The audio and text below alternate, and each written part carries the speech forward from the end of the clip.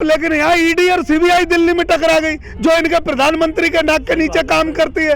तो भैया ये प्रधानमंत्री जी को कुछ नहीं पता है, ये मान लो मेरी बात। इस प्रधानमंत्री को सिर्फ चुनाव में भाषण देना आता है, बाकी काम इनके और लोग कर रहे हैं। अडानी अंबानी के टाई बेल्ट वाले लोग कर रहे हैं। किसानों को कानून जो पास की गई है वो सोची समझी रणनीति, ये बिल जो बन के आए हैं वो अडानी अंबानी के यहाँ से बन के आए हैं। फिर यही बात मैं कह रहा हूँ, राजगुरु की फांसी के बराबर वाला तख्ता प्रधानमंत्री जी किसी दिन ये कहेंगे कि उस पर मैं खड़ा था और मुझे भी फांसी हुई थी। तो इन बातों में मत जाओ। मैं आपसे मेरा निवेदन है कि प्रधानमंत्री जी जो कहते हैं उस पर गौर मत दो, क्योंकि ये दुनिया का सबसे झूठा प्रधानमंत्री है।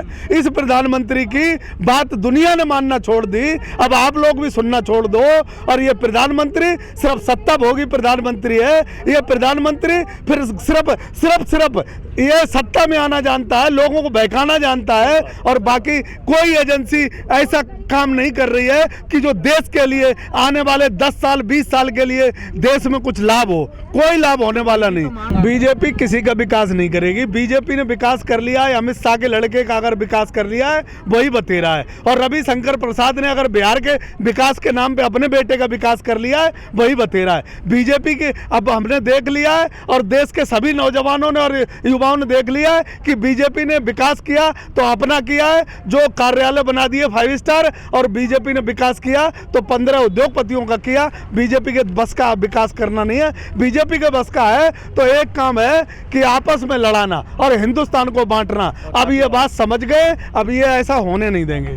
अब जो लोग नेता हैं अपनी आबरू बचाने के लिए और अपनी इज्जत बचाने के लिए और अमित शाह और मोदी जी की आंखों का तारा बनने के लिए ये सब नौटंकी हो रही है। बीजेपी में अब कुछ नहीं रखा है। बीजेपी का काम खत्म हो लिया है, और काम खत्म नहीं हो लेता तो इन्होंने ये कहा था कि किसान चौपाल लगाएंगे, तो गांव में निकलते ना, क्यों नहीं निकले? तो इसलिए मैं आपको बता देना चाहता हूँ, भ्रम की कहानी अब खत्म हो गई। बीजेपी खत्म हो गई। अब जो है सिर्फ बीजेपी के वो कार्यकर्ता रह गए जो अंधभक्त हैं, जिनको 500 रुपए पेट्रोल खरीदनी है, 2000 रुपए का सिलेंडर खरीदना है, 50 रुपए की रोटी खरीदनी है। तो वो ऐसे तो हर जगह रहते हैं, उनका हमें टेंशन नहीं। देश का किसान, देश का जवान, देश का मजदूर एक प्लेटफार्म पे आ चुका है। पूरी दुनिया में, पूरी दुनिया जानती है। तुम गूगल पे डाल के देख लो कि दुनिया का सबसे झूठा प्रधानमंत्री कौन है, तो ये सौभाग्य से हमारे प्रधानमंत्री का नाम सर पर सबसे ऊपर आएगा। तो इस प्रधानमंत्री की अब बात हम नहीं मानते और देश का कोई नहीं मानता।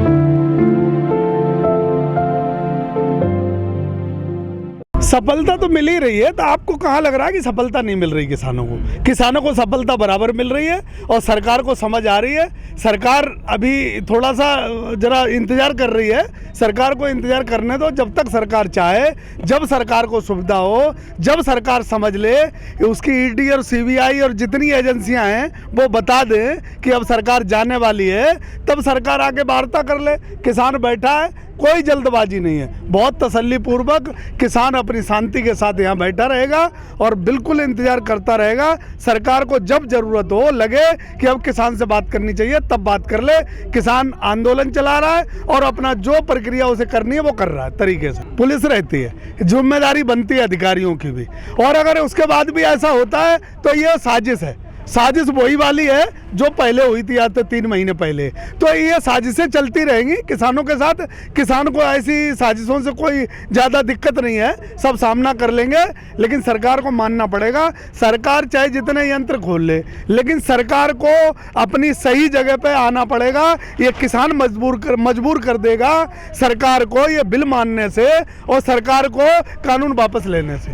अभी तो वोट पड़ रहे हैं ना, अभी वोट पड़ रहे हैं। जबरदस्त चुनाव लड़ना, सरकारी पैसा खर्च करना, सरकारी एजेंसियों को लगा देना, सरकारी मशीनरी को दुरुपयोग करना, ये इसे जबरदस्ती नहीं कह सकते। और जबरदस्ती सरकारें करती रही हैं। तो सरकारों ने ऐसा कौन सी सरकार ने किया कि मुझे एक बात बता दो कि जो प्रदेश की पुलिस और केंद्र की सीबीआई और केंद्र की एजेंसियां और प्रदेश की एजेंसियां आपस में टकराई हों, और केंद्र की एजेंसियां दोनों आपस में टकराई हों, ऐसा इससे पहले कभी एक इतिहास मुझे बता दो। ईडी और सीबीआई टकरा गई।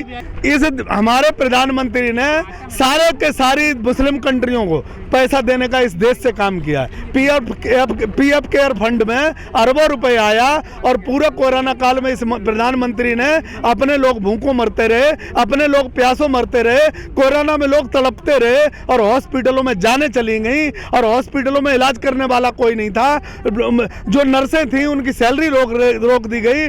डॉक्टरों को जो है फंड देने पे और वो उनका बीमा डबल करने पर क्या क्या सुविधाएं देने के लिए बोला गया था। किसान की डबल आय, बहुत देश में सपने दिखाए गए और कोई सपना पूरा नहीं किया गया।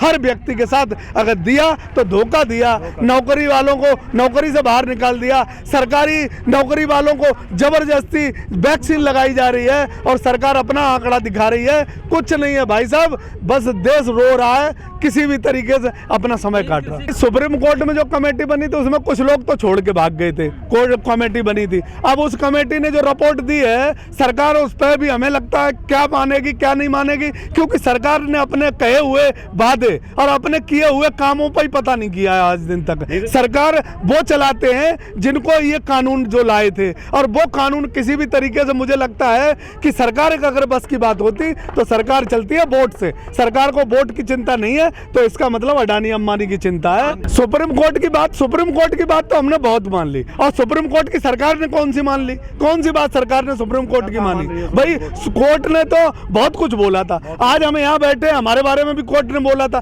सरकार ने कोई बात कोर्ट की मानी हो तो तुम बता दो। किसान तो मानता है, सरकार की भी मान लेता है और कोर्ट की भी मान लेता है, लेकिन सरकार किसी की बात नहीं मानती। देखो 138 करोड़ लोग जरूर हैं, लेकिन प्रधानमंत्री ने जिस तरीके से देश के एक एक नागरिक के साथ धोखा किया था, देश के जो सरकारी तंत्र नौकरी करता है उसके साथ धोखा किया, किसानों के साथ धोखा किया। एक एक चीज करके मैं बता सकता हूं कि आज का नौजवान जो 2 करोड़ नौकरियों का इंतजार करता रहा और अपनी डिग्री लिए रोड पर घूमता रहा और प्रधानमंत्री जी को वोट देता रहा सिर्फ इसलिए कि हमारे देश में अच्छे दिन आएंगे, और इस प्रधानमंत्री ने हमें अच्छे दिनों का सपना दिखा के इस देश की एक जनरेशन को बर्बाद कर दिया। 10 साल का मतलब होता है कि देश की 2 जनरेशन, और 2 जनरेशनें आज रिटायरमेंट के कगार पर पहुंच गई हैं, जो ओवरएज हो गई हैं। अब नौकरी उन्हें नहीं मिल सकती। वो जनरेशन आज डिग्री लेकर रोडों पर घूम रही है और उन्हें 10,000 रुपए लोन के लिए कह दिया जाता है और उन्हें नाले से पाइपिंग में से गैस निकालने को कह दिया जाता है, उनको पकौड़ा बेचने को कह दिया जाता है। तो मैं ये कहता हूं कि इस प्रधानमंत्री ने देश का विश्वास खोया है। देश इस प्रधानमंत्री से दुखी है। अगर कोई चाटुकार लोग 500 रुपए डीजल पेट्रोल खरीदना चाहते हैं तो वो खरीदें, लेकिन देश का मजदूर, देश का किसान और देश का नौजवान और देश का व्यापारी इस लायक नहीं है, छोड़ा प्रधानमंत्री ने कि वो ये सब चीज कर पाए।